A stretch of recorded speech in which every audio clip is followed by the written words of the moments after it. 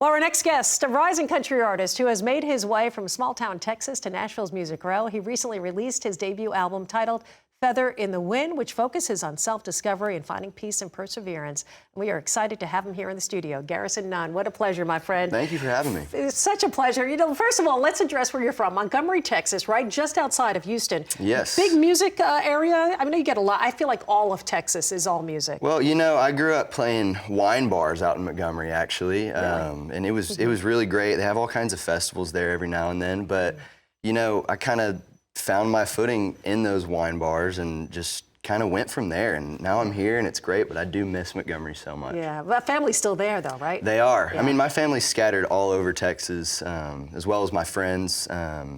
And, you know, I love going back. Yeah, no doubt. You can always go home, I feel like. I don't care what people say, always. I'll be there in a few weeks. But with the holiday season, Yeah. right, I'm sure. Coming to Nashville, not only music bringing you here, but also education as well. You're going still to Belmont University, is I that am. right?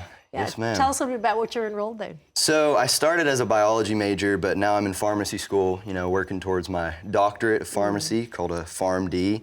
And, you know, it keeps me balanced. I love everything about it and just keeps me always doing something. You know, if I get burnt out from music, I can focus on studying for the exam that week. And if I get burnt out from that, I can write a song. That's incredible. Are you just like out practicing at all? Are you kind of getting, you know, visiting, I don't know, patients, clients, giving shots? Are you doing anything like that? Yes. So really? Wow. I give shots all the time. Oh my God. Yeah, a lot of flu, a lot of COVID, all that stuff. And I've worked in a hospital, you know, working hands-on with patients and making sure they're taking the right medications. So I think that that helps a lot with, you know, relating to the masses in terms of I see so many different types of patients that come from so many different walks of life. So I can't imagine how you balance this all. I heard a story about how you were flying to a show to do a show and then getting back in the morning to attend class. How is that possible? Well, the worst part about that is we didn't fly. We drove overnight. Oh my gosh. So we left on like a Friday night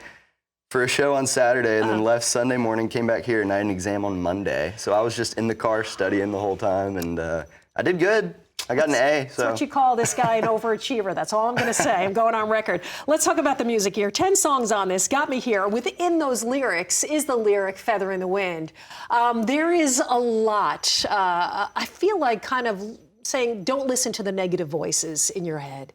Yeah, I mean, growing up, there was a lot of people who didn't believe in me. I mean, you know, singing for almost 10 years now, playing shows, there was a lot of shows where I didn't sound good and a lot of shows where I did. And, you know, a lot of people who didn't believe in me, that song's kind of for them. And it's for me too, because I'm a very nostalgic person about growing up and everything that comes along with it. So there's a lot of existentialism in those lyrics on that first track. And well, obviously, I love that song. A guy that thinks a lot, to be able to write or co-write every single song on this album.